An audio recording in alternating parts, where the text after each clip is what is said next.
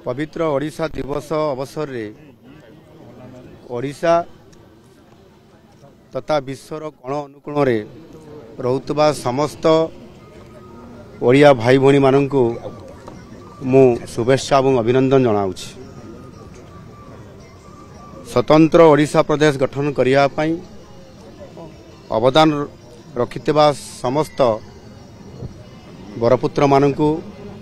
मु प्रणाम जनाउछि। उत्कल गौरव मधुसूदन दास थिले ओडिशा प्रदेश गठनर मुख्य बिंधाणी। उत्कल सम्मेलन जरिया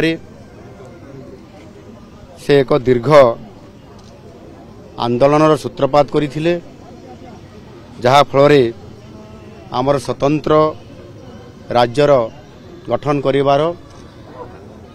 सफल हमको मिलिथिला। एही अवसर रे मधुबाबूंकर प्रति मोर श्रद्धा सम्मान और श्रद्धांजलि मु अर्पण करुछि। आज एही पवित्र ओडिशा दिवस अवसर रे मधुबाबूंकर ग्राम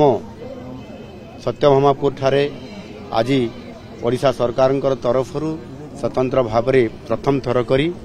ओडिशा दिवस पालन करा जाउछि। एवं सेथिपाई विशेष करिकी जो मधुबाबू जेभली भाव में ओडिशा प्रदेश गठन करिबारे जो जागृति तैयारी करिथिले ताकू पुनर्बार आउ थरे मने पकेबा पई एवं तांकर जो शक्ति थिला एवं से जेभली भाव में ओडिया अस्मितार कथा को से कहूथिले, ओडिशार स्वाभिमान कथा को कहूथिले एवं समस्त जो विच्छिन्नांचल होइतिबा ओडिया भाषाभाषी लोकन को एकाठी करिकरी जो स्वतंत्र ओडिशा प्रदेश गठनर कथा चिंता करिथिले ताकू मने पकई ओडिया अस्मिता ओडिया स्वाभिमान को पुनर्जीवित करिबा पई सत्यभामापुर ठारे तांकरी जन्म माटी रे आज मध्य सरकारी स्तर ये कार्यक्रम को करा जाउछि। एवं निश्चित भाव में सेथिपाई मध्य विशेष करिकरी ओडिया अस्मिता और स्वाभिमान पई एथिरे आज ठारू अर्थात एप्रिल मास 1 तारिख ठारू 14 तारिख पर्यंत जहाँ ओडिया नववर्ष पालन करिवा पई जो आमे पालन करूथाउ एवं पालन करिया पई आमे प्रस्तुति होउछु। ई जो 1 तारिख रु 14 तारिख पर्यंत जो आमर गोटे पक्ष रहिला सेथिरे आमे एक ओडिया पक्ष भाव में ताकू 14 दिन पर्यंत ये पालन करा जिवो एवं संपूर्ण भाव में एथिरे आमे समस्ते जो ओडिशार अवस्थित थिबा समस्त ओडियावासी एक हेकी ओडिशार अस्मिता को और स्वाभिमान को लेकर आगामी दिन में